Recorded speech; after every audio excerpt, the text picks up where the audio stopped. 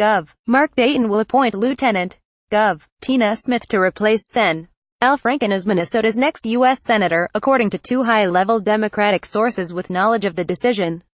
Dayton will name Smith as his choice at a Wednesday morning news conference, and she plans to run for the seat in a 2018 special election, the sources said. Franken announced last week his intention to resign after he was accused of improper conduct towards more than half a dozen women. In selecting Smith, the governor is choosing one of his most trusted advisors and someone who has worked for years traveling the state and building relationships with influential dealers and business leaders. Smith was Dayton's first chief of staff after careers at General Mills, Planned Parenthood and the city of Minneapolis, where she was chief of staff to former Mayor R.T. Ribic. She's a person of intelligence and competence, and from what I've seen, she'd be a good campaigner and a good candidate, said State Sen. Richard Cohen, DFLST. Paul. This election also means Minnesota will have two female U.S. senators for the first time in history. Dayton's pick will draw national interest given the state's open seats in the upper chamber are rare. Alabama voters went to the polls Tuesday and elected Doug Jones, putting Democrats in closer striking distance to the majority, which Republicans now control 5,149. When this edition went to press, Republican candidate Roy Moore still had not conceded to Jones. But next year's overall Senate map favors Republicans. Democrats will defend 26 seats with Franken's departure, whereas Republicans will defend 9 seats.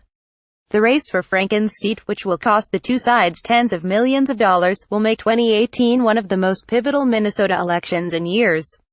In addition to 2 Senate races, one to fill the Franken seat plus Sen.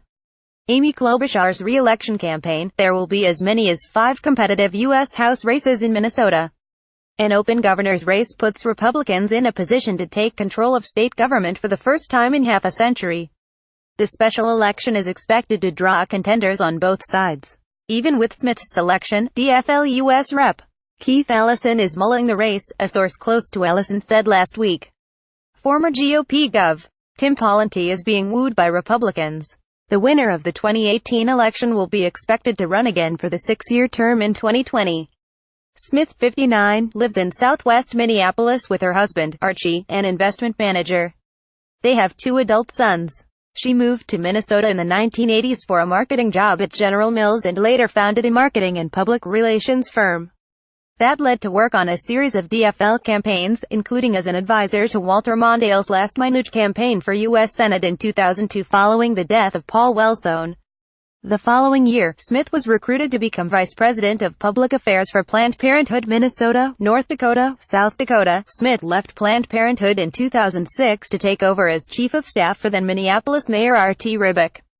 Ribic competed in the 2010 race for governor, tapping Smith to run his campaign.